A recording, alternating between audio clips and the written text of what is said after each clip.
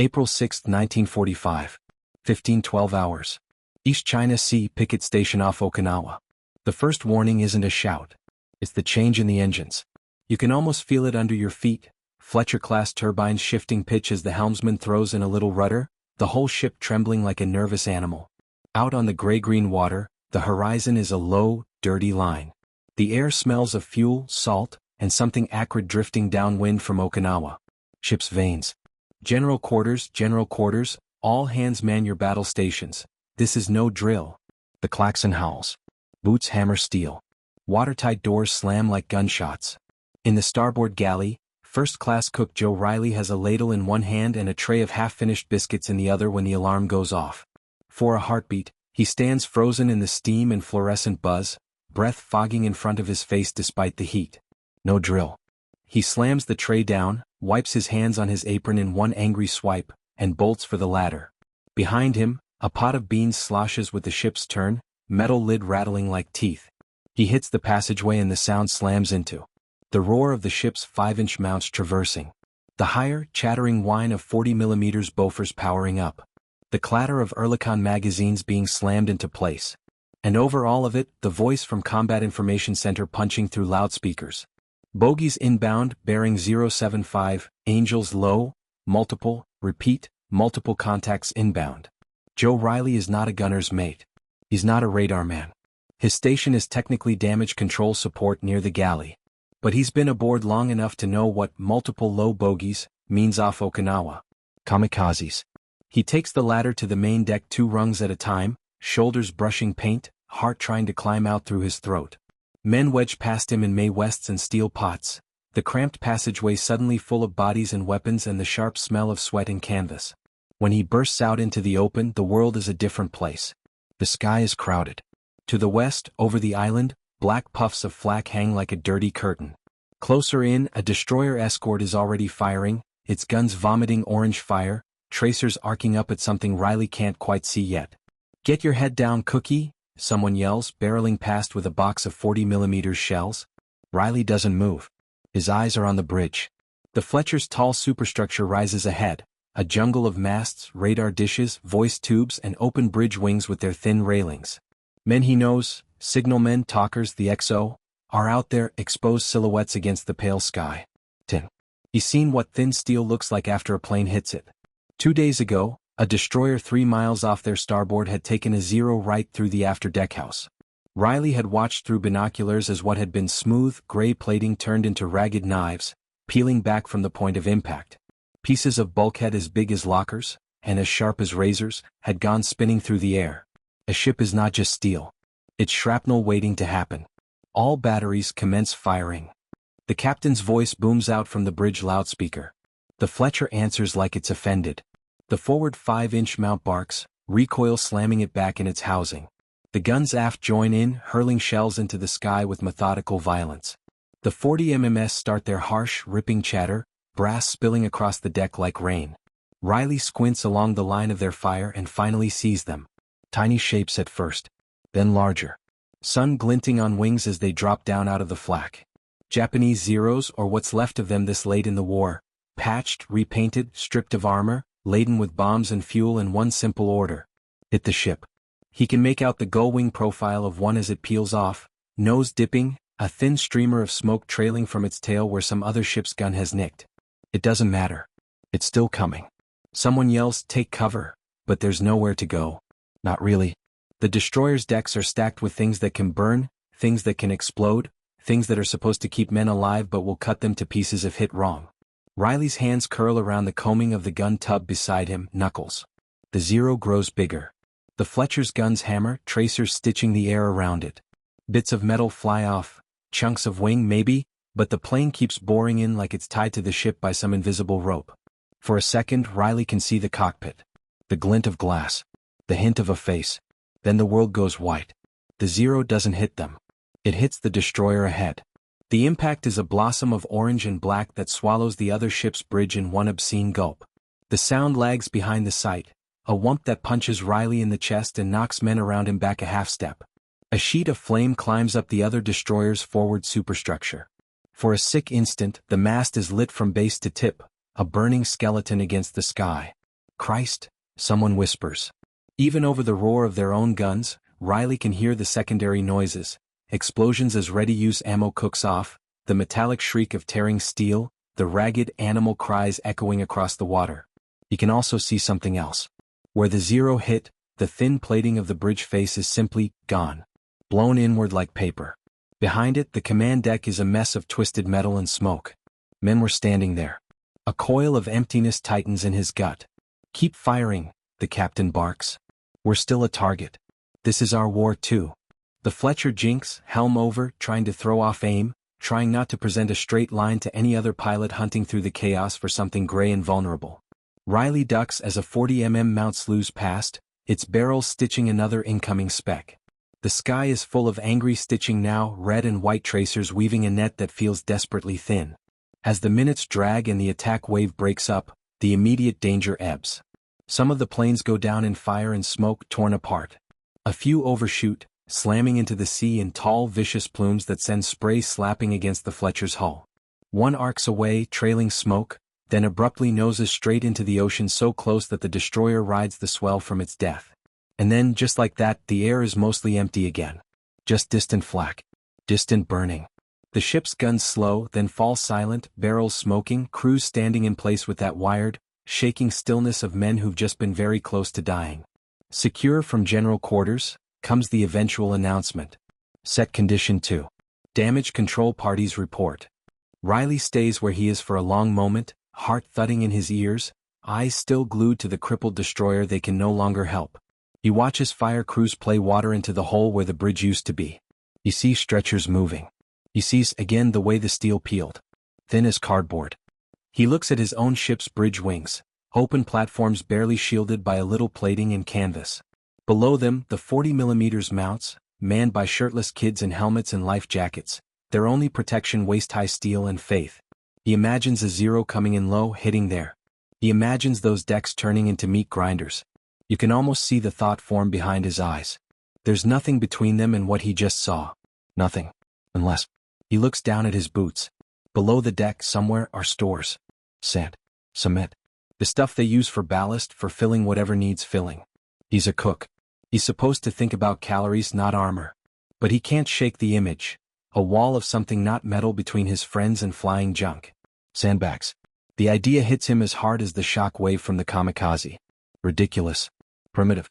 And suddenly, the most sensible thing in the world.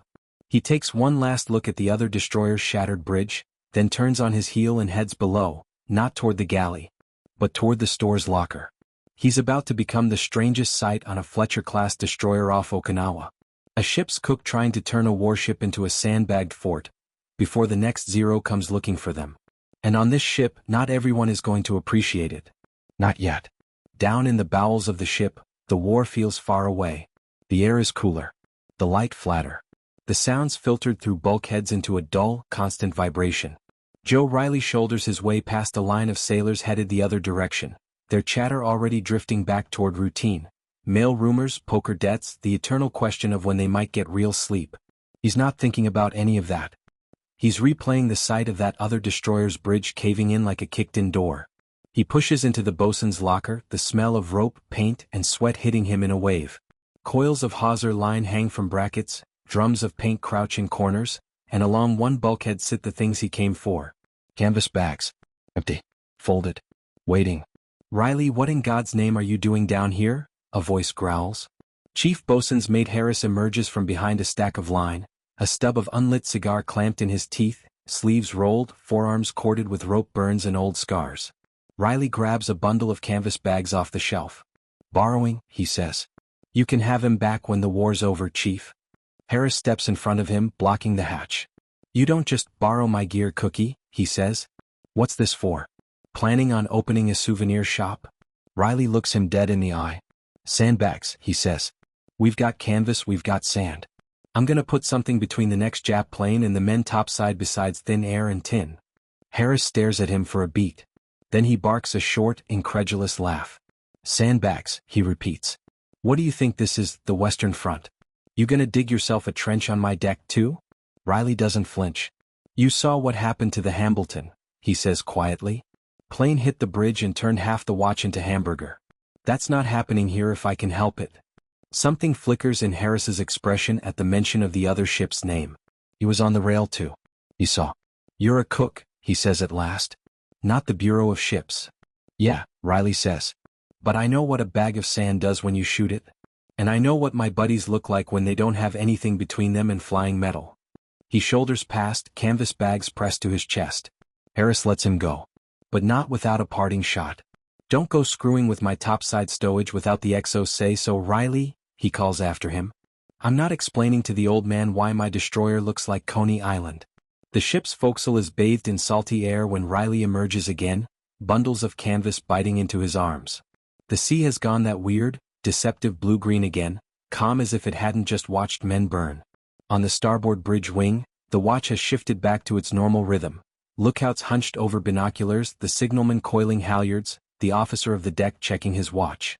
Riley starts hauling the bags toward the forward superstructure. He doesn't get far before someone notices. Hey, Cookie, a 40mm gunner hollers from his mount, tugging off his helmet to scratch his scalp. You opening a laundry? Going into the sandcastle business? Another kid calls, grinning. Wrong beach, pal. Okinawa's that way. Riley drops the bags in a noisy heap near the base of the superstructure. Nope, he says, straightening up, breathing hard. We're building armor. I want this place looking like a Mississippi levee before the Japs come back. He says it loud enough for the bridge wing to hear. The XO Lieutenant Commander Frank O'Neill leans over the wing rail, cap tilted just so, expression halfway between amusement and annoyance. Riley, he calls down. Have you lost your mind, or is this a new menu item I wasn't informed of? Riley looks up at him. Begging the XO's pardon, sir, he says, but I'd like permission to put sandbags around the bridge wings and the topside gun tubs. Like a belt.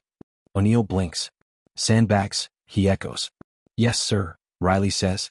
We got canvas, we got sand. Won't stop a direct hit, but it'll eat a hell of a lot of little stuff. Saw what happened to the Hambleton. Their bridge was naked. Ours doesn't have to be. A couple of lookouts exchange glances. O'Neill rubs his jaw, glancing at the captain visible through the open bridge windows, bent over a chart. This isn't an army outpost, O'Neill says. We're a ship. Weight up high is not our friend. You stack too much sand up here, we roll like a drunk on a bar stool. I know that, sir, Riley says quickly. I'm not talking about burying the whole ship. Just a low wall around the bridge wings. Around the 40s. Enough to catch fragments.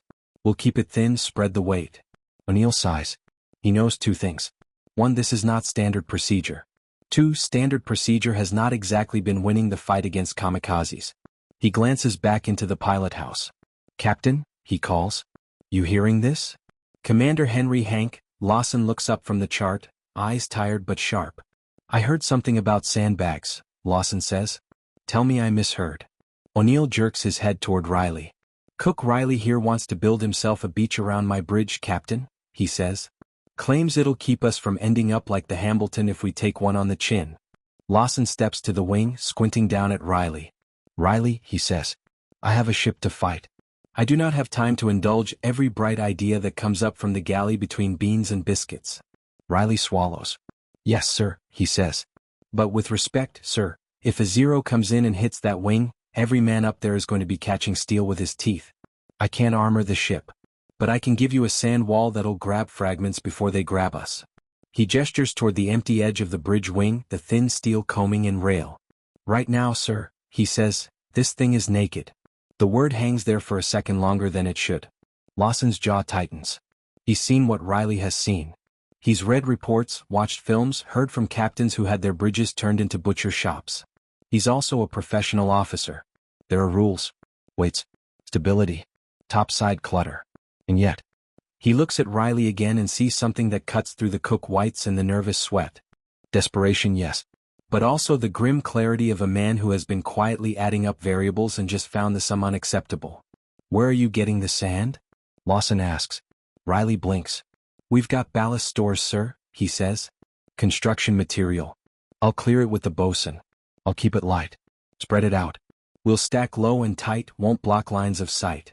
Lawson thinks for a second. Behind him, a lookout shifts his weight from foot to foot, listening. Somewhere off the bow, a few distant booms drift from Okinawa, thunder rolling up from another man's war. All right, Lawson says finally. You get Harris to sign off on it, you keep it under O'Neill's eye, and you don't interfere with my fields of fire or my view. He fixes Riley with a stare. And if this tub starts listing to port because you've decided to reenact the Mississippi floods topside, he adds, I will personally see to it that you spend the rest of this cruise cleaning bilges with a toothbrush. Understood. Riley can't quite keep the grin off his face. Aye aye sir, he says. You won't even feel her. Until you need her. O'Neill rolls his eyes. Fine, he mutters. Build your beach. But if anyone slips on one of your bags and goes overboard, I'm sending them to haunt you in the galley. The moment the captain steps back inside, the commentary starts. The 40mm mount below laughs. Look at that, one gunner says. Cookie's gonna save us with a pile of kitty litter. Make sure you put some shells in there too, another calls. So when we blow up, at least the deck doesn't smell. Riley just smiles tightly and starts hauling. The next hours are some of the strangest of his life. He's used to moving sacks, flour, potatoes, whatever the menu demands. His back knows the weight by now. But this is different.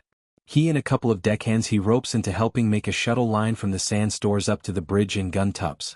They fill each canvas bag by hand, tying them off with quick, practiced knots. Not too full. Sandpacks and shifts. You want them fat enough to stop something, loose enough to deform. He remembers something a Marine told him once on Guadalcanal, how sandbags soaked up fragments that would have gutted a foxhole. He clings to that memory like a blueprint. As they start stacking, the jokes intensify. Hey Riley, a signalman shouts. You trying to stop bullets or start a volleyball game? A radio man leans out of the bridge, grinning. Move one of those over my bunk when you're done, he says. Might keep O'Neill's temper from killing me. Even Harris, the bosun, can't resist when he comes topside to check on the weight. He eyes the low, growing berm around the bridge wing, sandbags stacked waist-high along the coaming, neat and tight. Son, he drawls, you do realize the Navy already invented something called armor, right? Comes pre-attached to the ship. Armor doesn't like aircraft much these days, Chief, Riley says, hefting another bag into place. I'm just helping it along. He can feel their skepticism. He feels it every time he hoists another 50-pound sack up a ladder. Every time someone steps around his growing beach, with an exaggerated sigh. But beneath the jokes, something else is happening. Men start asking him quietly. Hey Cookie, you put some of those by Mount 43 too? Think you could spare a couple for the Port 40? That's where we stand when they come in. Any chance of a few around the sky lookout? Feels naked up there. Riley nods, wordlessly adding to his invisible map of who stands where when the siren sounds. He knows he can't protect everyone. He knows a direct hit will laugh at his sandbags. But he also knows war's dirty secret. Most damage isn't from the big obvious thing. It's the metal afterward. The bits. The second-hand killers. By evening the destroyer looks different. Not absurdly so. It's still a Fletcher class, lean, purposeful, bristling with guns. But now there are low tan walls around the bridge wings. Around each 40mm mount. Behind the exposed gun crews and talkers. Smears of the beach brought aboard. O'Neill steps out at dusk, cigarette cupped against the wind, and surveys the transformation. I'll be damned, he murmurs. It does look like a fort. A small crazy one. Hope you're right, Cookie, he says under his breath. Hope we never have to find out. Out on the horizon, the sun sinks behind Okinawa, turning the clouds blood red. As the sky darkens, the picket line slips back into its uneasy routine. Radar scanning. Eye straining. Men sleeping in snatches. On the bridge, sandbags sit in silent rows, their canvas skins already streaked with salt. They don't complain. They don't roll their eyes. They just wait. For the day when a Zero dives in, and everyone on board finds out whether Joe Riley's crazy idea is dead weight. Or the only reason they're still breathing. 2 days. That's how long the jokes last. 2 dawns in a row, the horizon stays quiet. The big fight seems to be somewhere else. Down closer to Okinawa, where the landings grind inland, or farther up the line, where other destroyers pull their own shifts on the most dangerous duty in the Pacific. Radar picket. The Fletcher rides her patrol arc like a tired shepherd dog, circling invisible sheep. At first light on April 8th, the sea is a flat sheet of pewter, low clouds smearing the horizon. The air feels wrong, too still, too thick. Men mutter about it over coffee. Riley ladles out stew and powdered eggs at 0500, listening with half an ear. You see Cookie's new decor? A machinist's mate says, jabbing his fork toward the deckhead. He's turned us into a floating foxhole. Waiting for the day he tries to plant a palm tree next to the starboard 40, another replies. Riley doesn't answer. He's done arguing. He just notes who's eating, who looks tired, who glances nervously at the overhead speaker every time it hisses. When his galley duty is covered, he goes topside. The sandbags look different in the early morning. Softer. Less ridiculous. Little dunes of canvas and grit hugging the gun tubs and bridge wings, catching the dawn light instead of reflecting it like bare metal. One of the starboard 40mm gunners, Seaman Eddie Torres, leans against his mount, smoking, helmet pushed back. He nods at Riley. You really think these will do anything? Torres asks, tapping a boot against the nearest sandbag. Riley shrugs. I think a bag of sand stops fragments better than your shirt, he says. And better than nothing. Torres exhales, smoke curling from his nostrils. Fair enough, he says. My girl back in San Diego would kill me if I got turned into hamburger because I thought a wall was ugly. He grinds his cigarette out on a bollard and goes back to checking his ammo. A small endorsement. Riley will take it. By mid-morning, the sea has turned from pewter to a metallic, almost greasy blue. The sky clears in patches, sunlight punching through thin clouds and dirty gold beams. On the bridge, the captain and O'Neill run through their endless ritual of bearings and distances, relay from the radar, calls from CIC. The air is full of acronyms and numbers, the language of men trying to make sense of a three-dimensional battlefield from a thin strip of deck. Picket Station 6 reports multiple bogeys, bearing 180, closing fast. CAP vectoring to intercept. Keep an eye on that gap at 070, they've been sneaking through there. Down on the main deck, sailors scrub, chip paint, coil line. Because you can't live at general quarters. And you can't ever really leave it. Around 1300 hours, Riley is back below, elbows deep in a tray of dough, when the intercom crackles. Now hear this, now hear this. Condition 1 set, all hands man your battle stations. Possible raid inbound. The voice is flatter this time. Not the sharp panic of the first attack. More like grim expectation. Riley rips off his apron, wipes flour from his hands and runs. By the time he hits the main deck, the Fletcher has changed. Voices are sharper. Movements quicker. Hands more sure. Men slide into positions they've rehearsed so many times their bodies can do it without asking their brains. The 5-inch mounts lock in elevation, barrels lifting toward the sky. Bofors crews stand ready with hearing protection jammed in, loaders braced beside their ammo racks, pointer tracker teams hunched over sights. On the bridge, the captain leans over the chart table, one hand gripping the edge as if to steady the whole ship. Bogey bearing, he barks. Multiple inbound, sir, the radar talker calls, one hand pressed to his headset. Angels low. Range, 20 miles. Closing. Signal to CAP, expedite. O'Neill snaps. Bring them here yesterday. Up on the starboard bridge wing, a young quartermaster, Bill Haskins, clutches his binoculars so hard his knuckles are white. He glances at the sandbag parapet Riley built around the wing and swallows. Think your wall's up to it, Cookie? He murmurs as Riley squeezes in beside him, breath still ragged from the sprint. Hope we don't have to find out, Riley says. He doesn't believe his own words. He knows they will. Out over the sea the first dots appear. No wait. Dark specks against the washed-out sky, moving in ragged formation. Zeros. Maybe some Key 43 Oscars too. Hard to tell at this range. To the east, a pair of F-4U Corsairs from the CAP Combat Air Patrol streak in, contrails ripping across the sky. Tiny flashes wink from their wings as they dive toward the inbound Japanese planes. The sky above the picket line turns into a messy, lethal geometry. Planes crossing. Tracers weaving. Tiny blooms of fire as someone's luck runs out. CAP engaging, CIC reports. Good, Lawson mutters.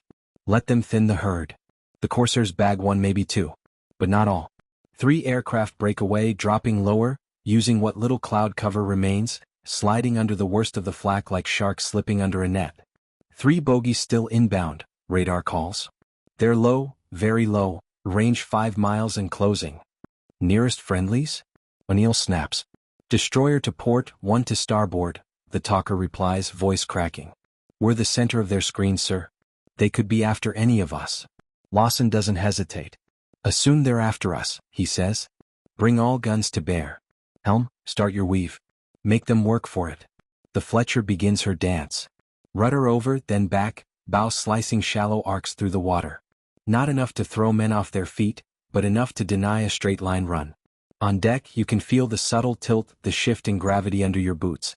Visual contact. A lookout screams. 0 at 2 o'clock low, coming in fast. Riley's head snaps around. He sees it. A dark shape knifing toward them just above the wave tops, wingtips almost brushing the chop. The sunlight catches its canopy, a brief, glassy flare. It's lined up not for the hull but higher. For the superstructure. For the cluster of metal and men where the brain and eyes of the destroyer live. The bridge. Starboard 40s engage. O'Neill roars. The mount below them explodes into life. Beaufort's barrel spitting tracer in a flat, urgent line. On the port side, the other 40s add their voices, crossing streams of fire in front of the onrushing aircraft. The 5-inch director swings trying to track, but this target is too low, too fast, too close. This is work for the little guns. Riley feels the bridge wing shudder with each burst, sandbag wall trembling under his hand. The 0 comes on anyway. You can see the pilot now, goggles, a white scarf flicking in the slipstream, hands firm on the stick. The plane is already starting to smoke from multiple hits, pieces flaking off like burning leaves. But it doesn't break off. If anything, it drops lower. Christ, he's committed, Haskins whispers. There's terror in his voice, but something like awe too. The terrible respect one professional feels for another who refuses to save his own skin. The captain's voice is a whip crack. Hard right rudder. All ahead flank. The Fletcher heels, spray flaring off her bow. The 0 adjusts with it. He's not guessing. He's flying right at them like he's following a wire only he can see. Riley throws an arm across the quartermaster's chest and ducks his own head behind the sandbags, pressing his cheek against rough canvas. Down, he shouts. Down. There's nowhere to run.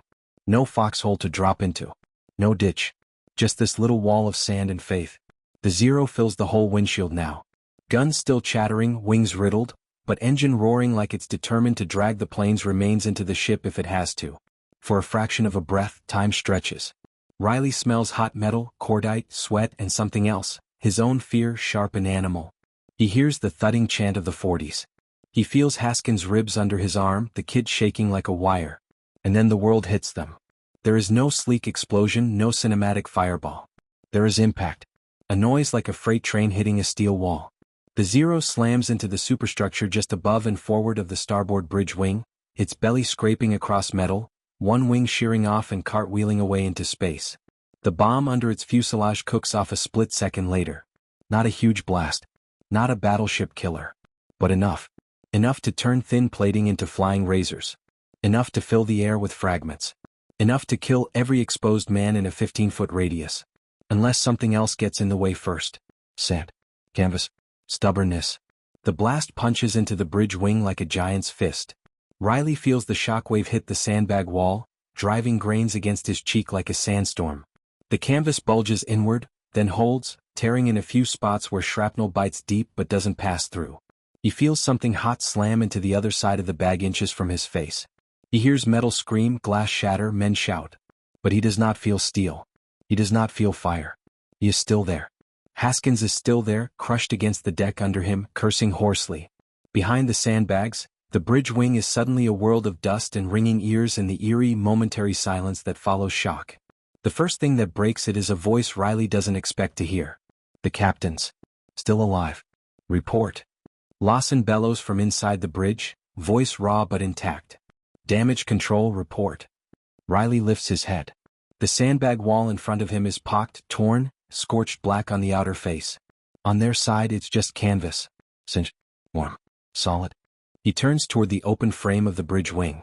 The air is full of smoke and dust, flakes of paint, scraps of fabric. But where there should be blood, there are burn marks on canvas. Scars in sand. And a lot of men who are still breathing when they shouldn't be. Jesus, Haskins whispers, blinking, touching his own uncut face in disbelief. Jesus cookie. He looks at the sandbags like he's never really seen them before. Guess we found out, Riley says hoarsely. There's no triumph in it. Just a stunned, shaking realization. The crazy beach fort worked. And as the smoke clears, the officers who rolled their eyes are about to confront the literal imprint of just how wrong they were. In black scorch marks where men's bodies should have been. For a few heartbeats, the ship forgets to move. The Fletcher is still plowing water, engines still turning, but everyone on the starboard side feels as if the world has stopped 2 inches from their faces. Riley's ears are full of static. The blast left a high, piercing whine in its wake, like someone has shoved an angry teapot into his skull and forgotten to take it off the boil. He pushes himself up slowly, hands slipping on grit and something wet. His first thought, almost too frightened to be a thought, is, am I in one piece? He flexes his fingers. They work. He glances down at Haskins, still pinned under him. Bill, he croaks. You with me? Haskins blinks up through a dust mask of grime, eyes too wide in a face suddenly very young. Yeah, he stammers. I think, yeah. He pats his chest, his stomach, his legs as if expecting to find gaps. No holes. No blood. Just shaking. Riley drags himself to his knees and looks over the top of the sandbags. The bridge wing is a mess. The metal rail is bent inward in one section, scorched black, paint blistered and peeling. The bulkhead where the Zero's wing scraped is dented, streaked with rubber and streaks of white-yellow aluminum, like someone smeared molten metal across the gray. Shards of canopy glass glint in odd corners, little teeth waiting for bare hands. Smoke drifts, carrying with it the sharp stench of aviation fuel and burned paint. But where he would expect to see bodies, there are just men struggling to their feet, coughing, swearing, alive. God damn, one of the signalmen wheezes, clutching his headset. Thought I was a goner? Riley's gaze drops to the sandbag wall. The outer face looks like it lost an argument with a blast furnace. Canvas is shredded in places, torn open to reveal dark, wet sand. Jagged pieces of metal stick out of some of the bags. Twisted chunks of plating, pieces of engine, maybe even fragments of the bomb casing. Stabbed in. Stopped. He reaches out, almost in a trance, and touches one of the embedded shards. Still hot. He jerks his hand back, sucking a breath between his teeth. On their side of the wall, the canvas is scuffed, darkened in spots, but unbroken. It's as if someone pressed a giant, molten hand against the outside of a curtain and then pulled it away. Beyond the bridge wing, down on the main deck, someone starts shouting. Fire. Fire in the superstructure. Get a hose on that. The ship jerks back into motion, the spell broken. Damage control parties materialize as if the Fletcher has coughed them up from her lungs. Sailors in helmets and life jackets dragging hoses, hauling fire extinguishers, cracking open access panels. Riley staggers to his feet, grabs Haskins under the arm and hauls him up. You good to stand? He asks. Yeah, Haskins says, though his knees say otherwise. Yeah, He doesn't finish. His eyes have locked onto something behind Riley. Riley turns. Commander Lawson stands in the open bridge doorway, one hand braced on the frame, cap askew. There's a cut along his cheekbone, a thin line of red against the grime. His uniform is dusted with powder and flecks of paint, and there's a fresh tear in his sleeve. He looks furious. Not at Riley. Not at anyone in particular. At the universe. At the idea that someone tried to kill his ship and almost succeeded. His gaze sweeps the bridge wing, taking in the bent rail, the scorched bulkhead, the sandbags. He sees the shards sticking out of them like teeth. He steps closer, boots crunching on glass. He touches one of the half-buried fragments, then presses his palm against the inner face of the sandbag wall, feeling the warmth. He looks at Riley. For a long second, all the noise of the ship seems to recede. Just the two of them, a scorched wall, and the knowledge of what would have happened if that wall weren't there. Any casualties topside? Lawson barks over his shoulder toward O'Neill. The XO checks a clipboard, talking fast with a corpsman. Couple of cuts from flying glass. O'Neill calls back. Burst eardrums. Burns on one of the lookout's hands. Nobody killed. He looks up, eyes wide with disbelief. Nobody killed, Captain, he repeats. Lawson turns that fact over in his mind like a shell casing. A kamikaze just plowed into his superstructure. And he hasn't lost a single man on the bridge wing. He looks again at the sandbags. What about below? He asks. DC reports some shrapnel through compartments under the impact point, sir, O'Neill says. Superficial structural damage. We've got a minor fire and a cable run, but they're on it. No penetration into critical spaces.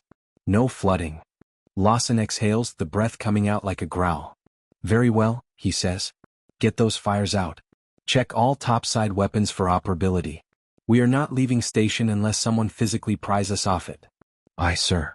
Then Lawson steps through the doorway onto the wing, stopping just inside the sandbag parapet.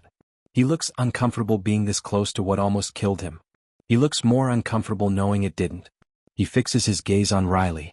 Cook First Class Joseph Riley, he says, formal even here, voice a little hoarse. Step forward. Riley feels his stomach drop. This is it, he thinks vaguely. I've overstepped. He's going to have me keel-hauled on a pile of my own sand. He steps up anyway, boots crunching, hands unconsciously smoothing his grimy apron as if that matters. Sir, he croaks. Lawson gestures at the wall.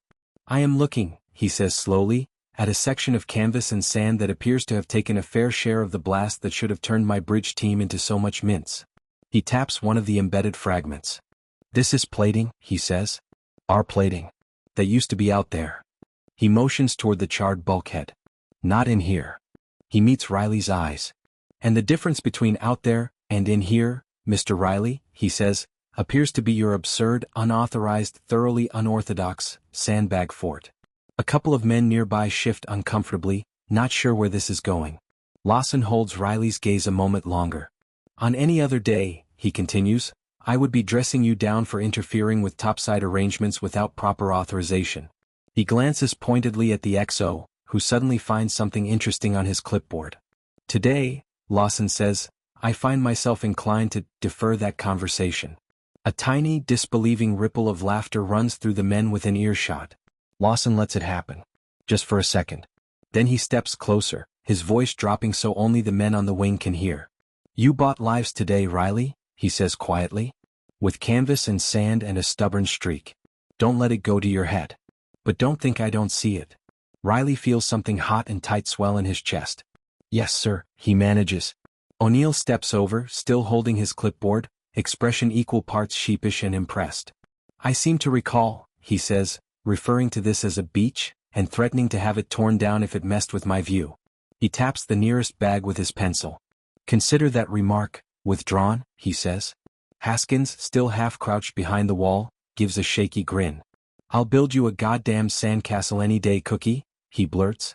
The bridge wing relaxes fractionally, the tension venting in a ragged chuckle. It's not hysteria.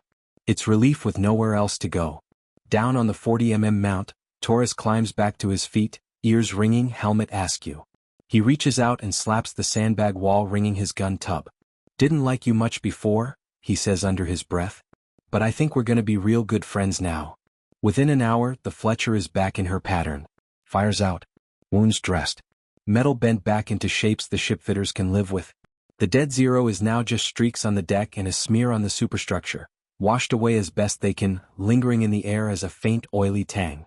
In the wardroom, Lawson and O'Neill sit over coffee that's gone cold, a pile of messages in front of them.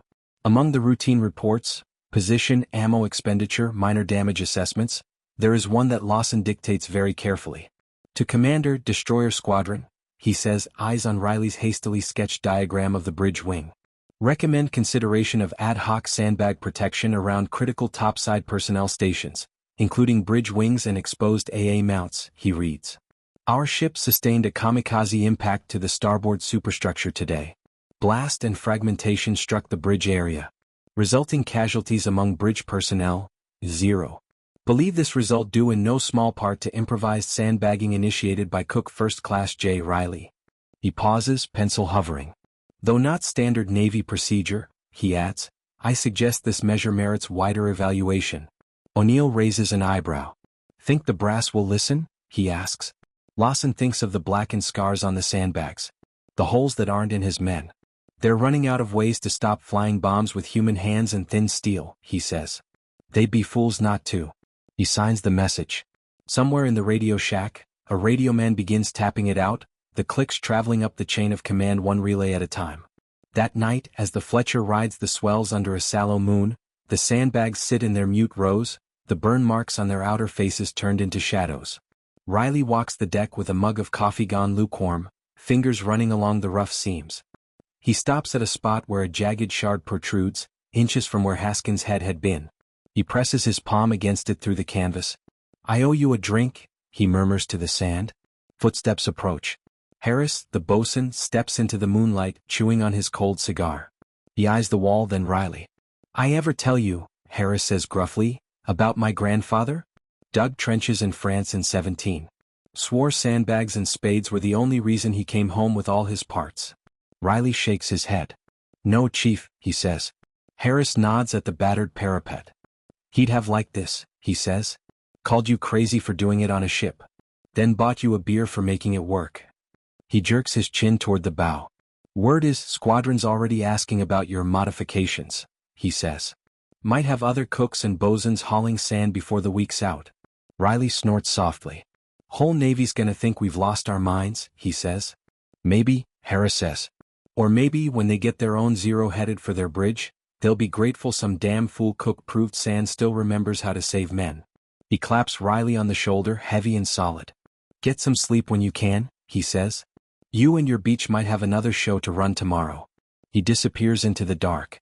Riley stands there a moment longer, hands still on the warm, scarred canvas. He knows the kamikazes aren't done. He knows one good hit in the wrong place could still kill them all. But between that and the next attack, between those thin steel plates and the men who stand behind them, there is now a layer of stubborn, improvised hope. Not much. Just sand. Just bags.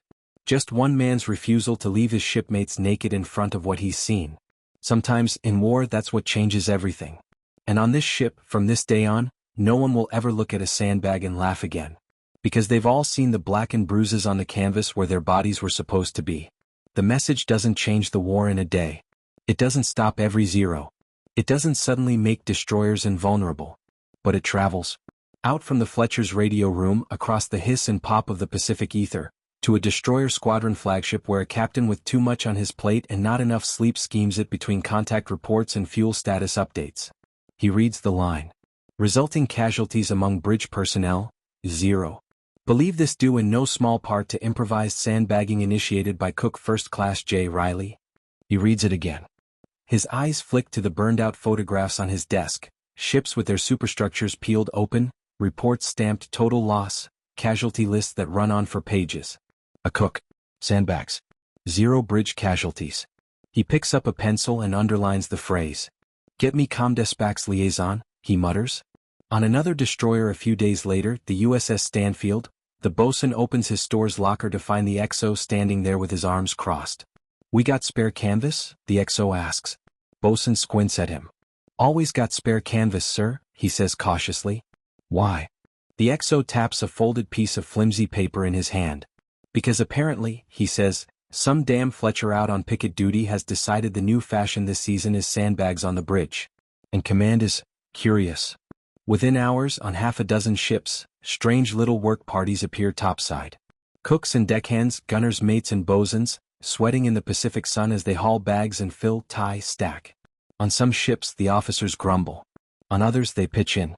On all of them, the conversations sound eerily similar. You hear about that destroyer that took a kamikaze to the bridge and didn't lose a soul on watch? Yeah. How's that work? Some cook built a fort out of sandbags. Crazy son of a, well, we're doing it too. The Navy is a conservative beast. It likes procedures, diagrams, approved solutions. But it also likes anything that keeps ships afloat and men breathing. When the two clash, reality has a way of voting quickly. Back on the Fletcher, life settles into the uneasy rhythm that passes for normal off Okinawa. Days of boredom. Minutes of sheer terror. Hours of cleaning up afterwards. The sandbags become part of the scenery. New men come aboard to replace those rotated out or sent home wounded. They join gun crews, deck divisions, engineering gangs. They find the walls already there. What's with the sandbags? A fresh-faced seaman asks on his first night, ducking under a line of them as he steps into a 40mm tub. Ask Cookie, Torres says, patting the rough canvas. He's the one who talked the captain into letting us bring the beach to sea. You scared of getting your feet wet or something? The new kid jokes. Torres' smile fades. He points to a black scorch mark on one of the bags, where a shard still protrudes. See that? He says. That was a piece of something flying fast enough to go through that bulkhead, your skull, and the guy behind you. It stopped right there instead. The new seaman's laugh dies in his throat. He reaches out and touches the scorched canvas with 2 fingers as if expecting it to bite. Welcome to Okinawa, kid, Torres says softly. In the galley, Riley goes back to his old war, feeding men who burn through calories faster than bomb fuses. He still stirs pots, bakes bread, curses supplies that never quite match the menu. He still gets called Cookie more than Riley. But there's a difference now. When he walks through the mess decks, men nod to him in that small, quiet way sailors reserve for those who've been properly tested. Not like a hero. More like one of the things they trust. Like a well-tuned gun. Like a good line. Like steel that doesn't crack. One evening, a junior officer, Ensign McKay, pauses at the serving line. Riley, he says. You got a minute? Riley shrugs. Stew doesn't burn much worse if I ignore it, he says. What's up, sir? McKay glances around, clearly a little uncomfortable. He starts. I just wanted to say that when we were cleaning up after the hit, we found this. He pulls something from his pocket and places it on the counter. A piece of metal. Curved. Jagged. About the length of a hand. The paint on it is scorched off, the edges blackened. We dug it out of one of your bags on the port wing, McKay says. The corpsman said if it had gone through, it would have hit him in the chest. Riley looks at the shard. Up close it's ugly. Mean. Thought you might want a souvenir, McKay says. You know, to remember your crazy idea. Riley snorts. Pretty sure I'll remember it without this, sir, he says. But, thanks. He picks up the fragment anyway, feeling the weight. He pictures it moving at high speed. Then not. Because of sand and canvas. He tucks it into a small drawer in the back of the galley, next to a photograph of his kid sister back in Kansas and a postcard of a diner in San Diego he's never actually visited. A museum drawer. His own private archive. Weeks pass. The Okinawa campaign grinds on. Destroyers burn and sink. Some with sandbags. Some without. No trick works every time. But on more than one ship, when the reports are written up, the words, improvised sandbag protection, slip into the damage assessment. Believed to have reduced casualties in exposed topside stations. Probably prevented more serious injury to watchstanders. Recommend consideration for future operations. By late May, some staff officer somewhere, far up the chain at a desk that never smells of burning paint, adds a brief note to a thick sheaf of recommendations. Topside fragmentation protection, e.g. sandbags, may merit further experimentation in kamikaze threat environments. Initial field reports suggest some utility. The language is dry and cautious. It doesn't mention Joe Riley. It doesn't mention his galley, or how his hands shook the first time he lifted a spoon after the hit. It just, not so quietly, admits that one ship's crazy idea seems to be doing something the manuals hadn't planned for. One night, after a long day of distant thunder and false alarms, the Fletcher rides at a slow patrol speed under a sky smeared with low clouds. On the starboard bridge wing, Riley leans against his sandbag wall, a mug of coffee warming his hands. Haskins stands beside him, yawning, binoculars hanging around his neck. Hey, Cookie, Haskins says, nodding at the soft shapes under their elbows. You think they'll keep these on the next war? Riley snorts into his mug. I hope there isn't a next war for them to keep anything on, he says. Haskins shrugs. Yeah, he says. But you know how we are. We build something, someone figures out a way to blow it up, someone else figures out a way to patch it. He pats the nearest bag. Kinda like you did, he adds. Riley looks out at the dark horizon. Somewhere out there, other destroyers ride their own lonely arcs. Some with sand. Some not. You can almost feel all those small ideas, small acts, stitched into the vast, violent fabric of the Pacific War. Shermans in the desert. Cipher clerks in smoky rooms. Cooks with sandbags on destroyers. The big histories will remember the operations and the admirals and the grand strategies. They might mention kamikazes in a paragraph or two. They might not mention a single bag of sand. But if you stand on this bridge wing with your elbows dug into rough canvas that bears the scorch marks of a Zero's last scream, you know better. You know that sometimes the hinge between living and dying is not a secret weapon or a miracle machine. Sometimes it is simply one man, looking at what steel does when it fails, and refusing to leave that as the last word. He didn't change the ocean. He didn't stop the kamikazes. But on this ship, on this day when a Japanese pilot turned himself into a guided bomb, Joe Riley's crazy sandbag armor took the hit that was meant for his shipmates. And after that, no one on this destroyer ever rolled their eyes at a fool idea, again without first asking, what if this is the one that saves us? Years later, long after Okinawa and surrender and the long voyage home, a middle-aged man in a pressed shirt and a cheap tie will open a drawer in his small kitchen and find a crooked shard of metal wrapped in oilcloth. He'll hold it up to the light, trace the blackened edge with a thumb gone softer but still nicked in the old places. His kids will come in asking what it is. He'll think about how much to tell them. How much they're ready to hear about planes and fire and friends he never saw again. He'll settle at last on something simple. It's a piece of a mistake, he'll say. And a piece of the thing that stopped it. They'll look puzzled. He'll smile, tuck it away again and say, go on. Your mother's waiting. He'll turn back to his stove. He's still a cook. He still thinks about how to keep people full and safe. But sometimes late at night when the house is quiet, he'll remember the smell of hot sand and burning steel and the feeling of the whole world hitting the other side of a wall he built with his own hands. And he'll know, in a way he'll never quite be able to explain, that in one small corner of a very big war, boring things, bags, sand, a cook's stubbornness, mattered as much as any admiral's plan. Indeed.